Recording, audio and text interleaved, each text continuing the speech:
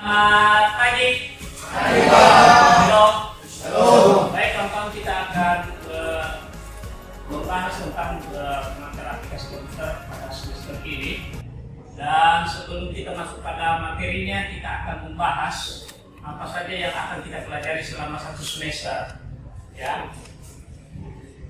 Jadi perkenalkan, nama saya Novel Hagea. Jadi saya lulusan dari D3 Teknik Komputer pada tahun 2007. Kemudian saya strata 1 STIE tahun 2015.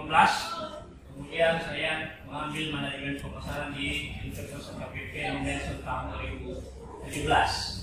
Ini pengalaman mengajar dari tahun 2004 saya sudah masuk ke asisten dosen. Dari tahun 2004, kemudian saya masuk ke Ciputra dengan posisi teknik sport. Kemudian saya masuk ke BTP lagi ke Indosat 2006 sampai ke 2007. Kemudian saya masuk ke Binus Center lagi 2008. Kemudian saya teknik sport di Formia bersama dengan UNDP pada tahun 2009. Dan saya mengajar di sekolah selama 2011 ke 2015. Dan saya kepala lab komputer di Komnas tahun 2015 hingga 2022 sekaligus dosen pemasaran. Nah,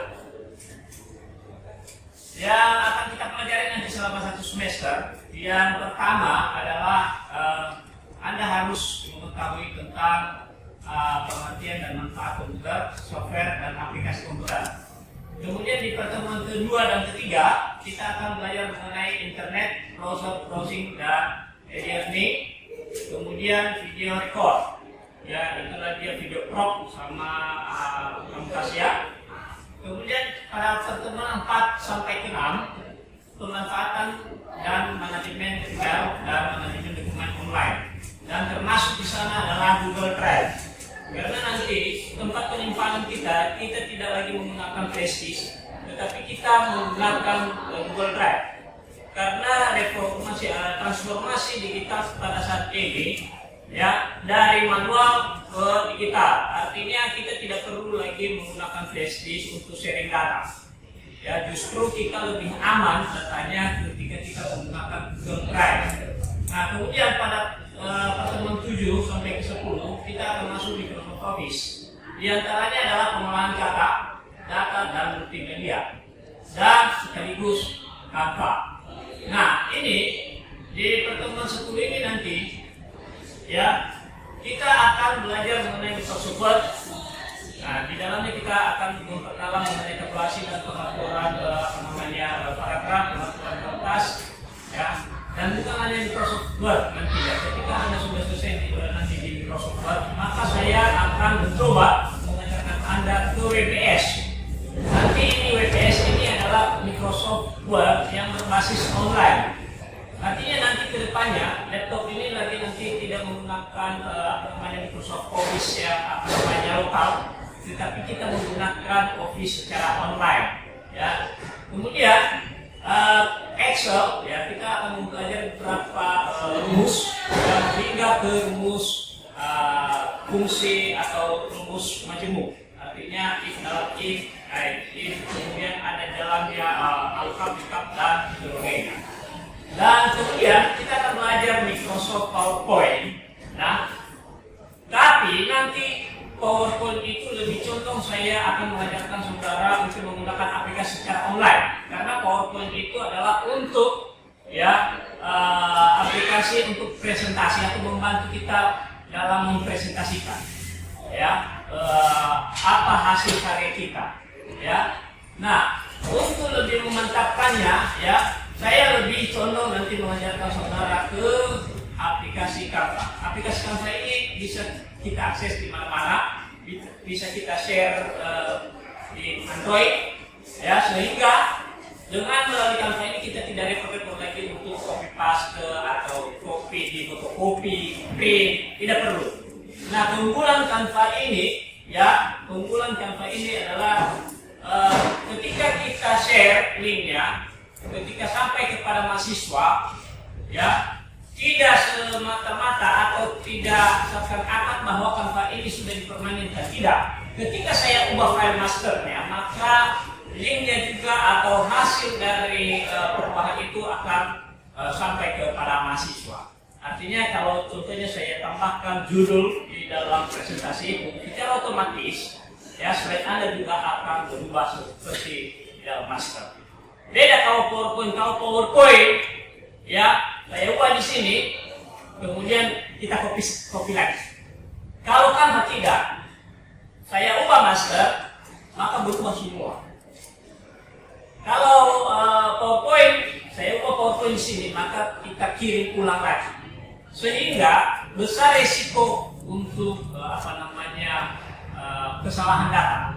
Ya, terkadang kita itu, wah kenapa beda slide saya? Tapi di Canva tidak lagi. Ya, nah kemudian selain itu, ya pada pertemuan 11 ke 14 menjelaskan aplikasi untuk pembahasan pengolahan data, ya visualisasi data. Nah ini berkaitan dengan pertemuan ke 10. Ya, ini mengenal mengoperasikan fitur Excel, kemudian operasi pengolahan penghitungan rumus dan logika. Nah, disinilah agak lama pertemuan kita. Nah, kemudian pada pertemuan 15 ke 16, ya menjelaskan aplikasi-aplikasi mobile berbasis Android, iOS, kemudian dan pemanfaatan. Contohnya ini Zoom, Cloud, Hangout, Surprise, analisis dan identifikasi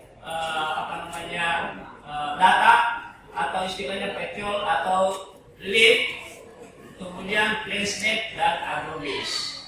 Nah ini adalah aplikasi online. Aplikasi online contohnya ya kita belajar di rumah.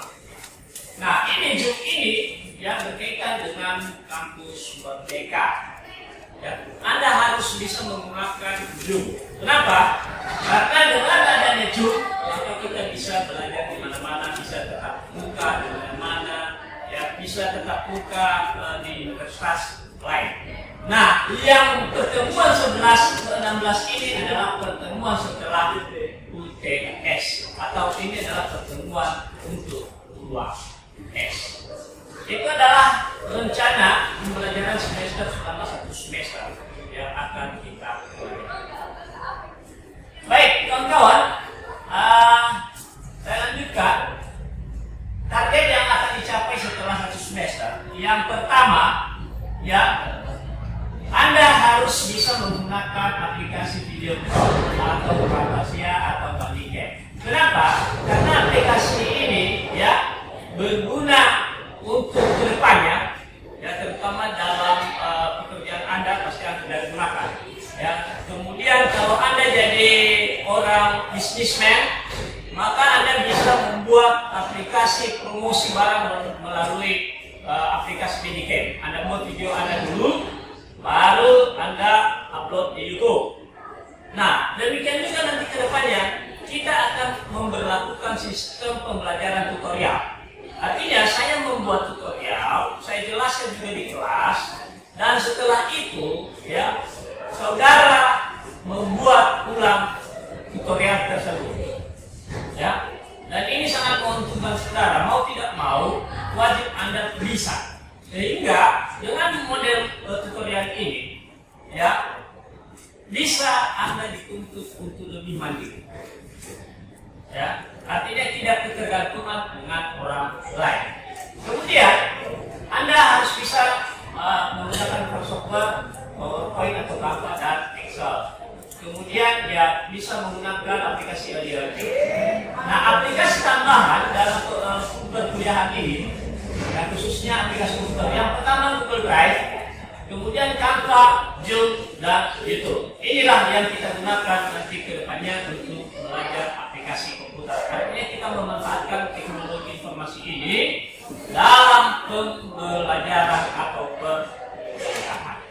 Jadi kalau ini sudah tercapai secara selama 1 semester, maka itulah yang disebut dengan life skill. Artinya dalam 1 semester itu tidak semata-mata kita belajar saja. Tetapi kalau Anda sudah menguasai yang ini, ya, maka itulah yang disebut dengan life skill. Oke? Nah, kalau Anda sudah menguasai ini, beranjak dari sistem pembelajaran manual ke digital. Ya, artinya Anda bisa menerapkannya di mata kuliah yang lain. Ya. Baik, ini adalah transformasi teknologi ke depannya. Ya, kenapa saya buat RPS seperti yang sebelumnya saya jelaskan, bahwa transformasi digital ini dari penjualan manual menjadi penjualan secara digital. Artinya nanti pasar itu nanti bisa sepi karena ini para penjual nanti, para pembeli, ya di rumah dilaksanakan. Ya, nah ini adalah disebut dengan transformasi. Nah kemudian para penjual ini nanti, ya, menjual barangnya dengan menggunakan aplikasi penjualan atau disebut dengan digital marketing. Kan banyak itu aplikasi penjualan seperti ada apa lagi? Shopee, Tokopedia, apa lagi?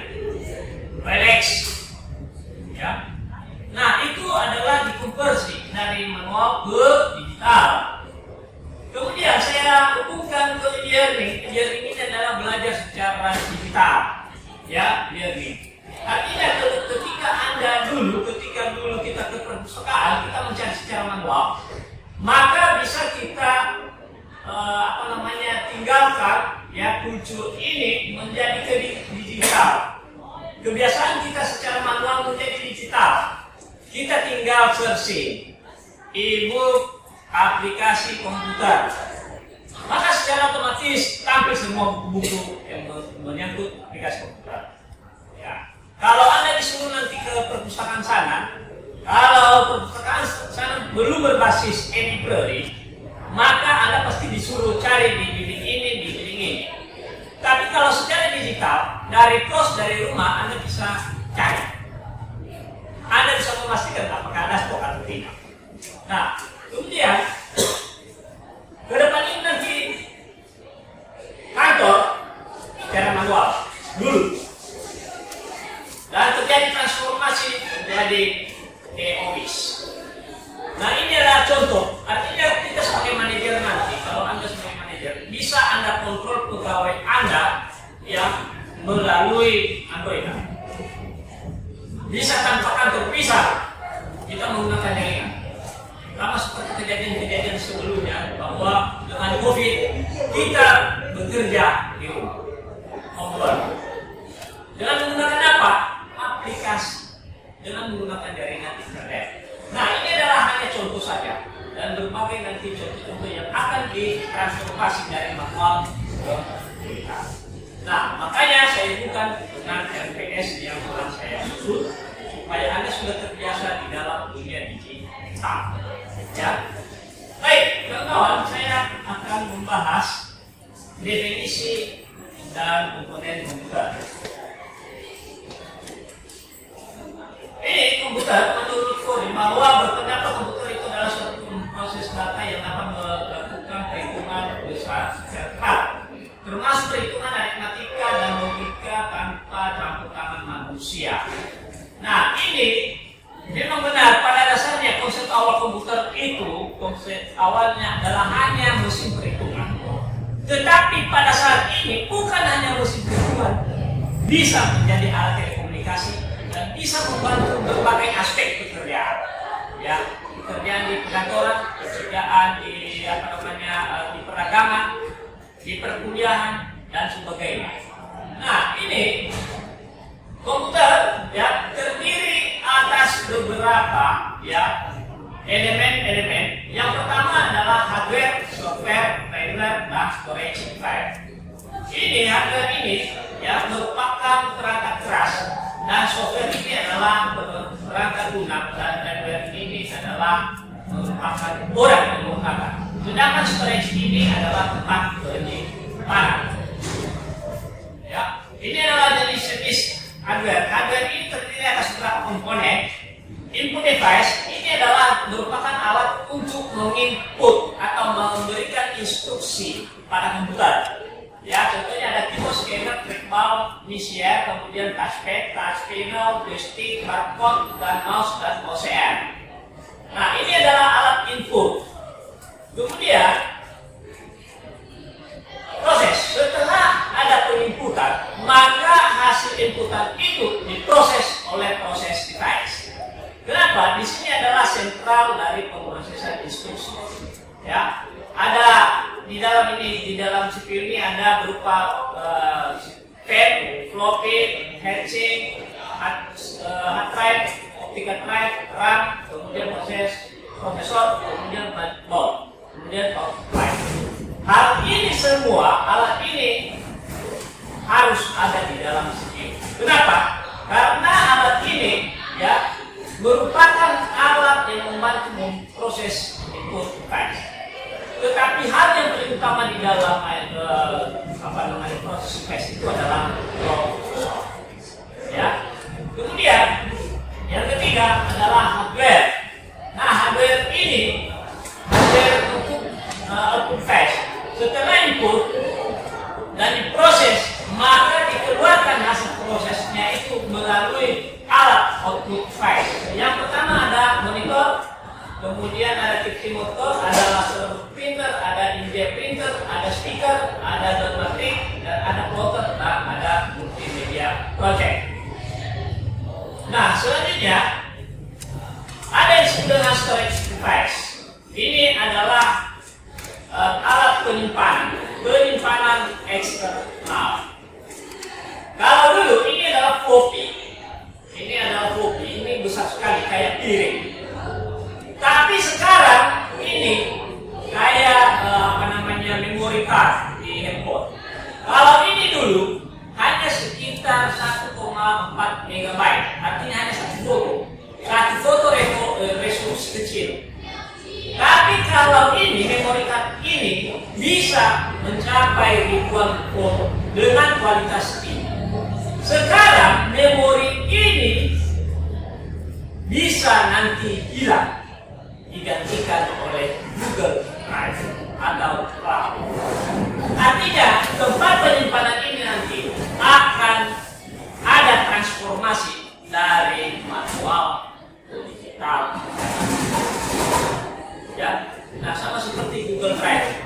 Kalau seandainya Google Drive tidak ada, pasti saya akan mengumpulkan tugas Anda melalui flash disk. Tetapi dengan adanya Google Drive, hanya berupa link saja yang fleksibel. Ya, ini nanti ke depan. Ya. Nah, kemudian software ini terbagi atas beberapa bagian. Yang pertama ada sistem informasi, kemudian ada program aplikasi, kemudian ada bahasa pemrograman, ya. Kemudian ya. Sebelum kita masuk ke jenis-jenis software, ya, maka Anda harus tahu, ya, apa itu software. Ini adalah merupakan sekumpulan data elektronik yang tersimpan dan dikendalikan oleh perangkat komputer. Nah, software ini adalah merupakan bahasa pemrograman yang sudah ditanamkan di dalam CPU. Ya, sehingga apapun yang kita instruksikan, maka di-outputkan sesuai dengan hasil instruksi. Beda kalau Anda mengetik contohnya A, kalau seandainya Anda tekan A di keyboard yang munculnya S, mana yang salahnya? Keyboardnya atau softwarenya atau apanya yang salah? Keyboardnya. Ya, bisa saja sudah salah meletakkan tombol. Ya. Dan bisa saja karena dipengaruhi oleh virus, karena sudah terganggu software ini. Ya. Nah, fungsi software yang pertama memproses kata, perintah atau instruksi khusus agar pengguna dapat mengoperasikan komputer sesuai dengan informasi yang diinginkan. Kemudian sarana interaksi, kemudian ini mengidentifikasi suatu program yang ada di sebuah komputer. Kemudian menyediakan fungsi dasar dari sebuah perangkat keras agar dapat dioperasikan, seperti ketersediaan sistem operasi dan sistem operasi pada komputer. Kemudian menerima suatu perintah software ke software lainnya ke dalam bahasa mesin agar dapat dibagi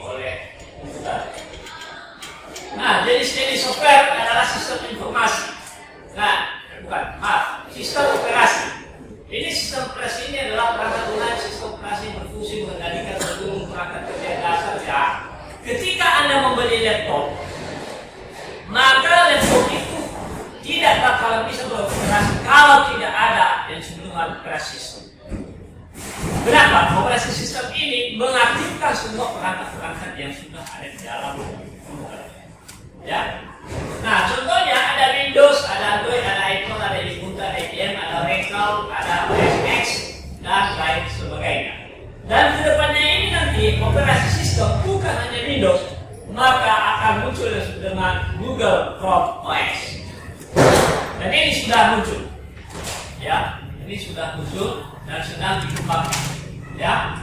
Nah, kemudian program aplikasi ini program yang tersedia di komputer yang biasa digunakan untuk membantu menyelesaikan tugas tertentu. Nah, contohnya ada di sini Adobe, ya, ada Adobe Premiere, ada Adobe Photoshop, kemudian ada Chrome, ada Office, ya, ada Adobe Reader dan lain sebagainya, ya. Artinya ini program aplikasi ini adalah program tambahan. Ya, itu bisa kita gunakan sesuai dengan yang kita harapkan. Contohnya Microsoft Word untuk mengurus administrasi, mengetik surat. Ya. Nah, kemudian yang terakhir adalah bahasa pemrograman. Bahasa pemrograman ini adalah untuk membuat suatu aplikasi. Ya, bahasa pemrograman ini adalah merupakan bahasa, ya, bahasa yang bisa menerjemahkan instruksi, ya, dari berbagai program untuk mesin, ya. Contohnya ada Python, ada PHP, ada Java, ada C++, ada Basic, ada COBOL, ada Fortran, dan ada Pascal. Nah, ini adalah contoh-contoh bahasa pemrograman yang bisa kita gunakan dengan tujuan untuk membuat suatu aplikasi. Ya. Nah, ini adalah rangkaian antara hardware dengan software. Ya. Hardware, software, firmware. Nah, ini saling ketergantungan. Apabila tidak ada hardware, maka belum dikatakan sebagai komponen dari komputer. Nah, ini adalah ada hubungan yang sangat keterkaitan satu dengan yang lain. Ya. Nah, ini kemudian cara kerja komputer setelah kita mempelajari hardware, software, dan bahasa pemrograman, maka ya input device, ya, input device ini ketika diinput maka diproses oleh komputer dan di backup oleh backing storage device. Backing storage device ini adalah tempat penyimpanan, ya, bahasa pemrograman supaya instruksi dari input device ini diterjemahkan oleh backing storage device, ya. Dan di sini tersimpan berapa jenis data dan juga berapa jenis instruksi yang dikelola oleh CPU. Hasil dari pengelolaan ini maka tampil pada output device. Ya, itu ya. Nah, itulah pertemuan kita pada pertemuan satu ini, dan saya harap kawan-kawan ya bisa mengembangkan diri dan bisa termotivasi lagi, kemudian harus mempersiapkan diri untuk menghadapi era transformasi digital. Ingat yang saya sampaikan bahwa semua yang manual itu maka ditransformasikan ke era digital, termasuk dari pembelajarannya, termasuk dari marketingnya, ya. Nah, Anda harus mempersiapkan diri dan Anda harus tetap mengupdate skill. Dan ingat buat kawan-kawan, ya, skill lah yang menentukan masa depannya. Ya. Baik, demikian saja. Ada pertanyaan? Ada pernyataan? Ada kesulitan? Baik, kalau ada pertanyaan dan kesulitan suatu saat ya bisa kita gunakan melalui WA dan bisa Anda sampaikan kepada saya dan bisa langsung juga di WhatsApp. Baik, demikian saja pertemuan kita pada siang hari ini. Selamat siang, jauh. Oh, Pak.